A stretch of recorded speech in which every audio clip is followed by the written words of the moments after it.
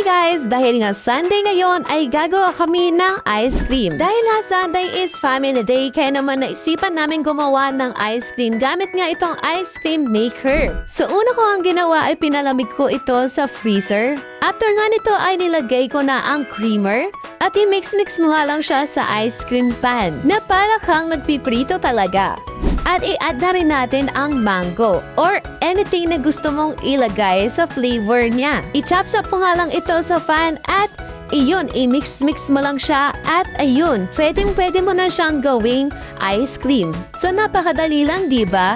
At makakapag-banding pa kayo ng family mo. Lalo na mainit ang panahon ay bagay na bagay ito for summer. Kaya naman kung gusto mo rin ng ice cream maker ay ilalagay ko na lang ang link ito sa yellow basket. Ay lang.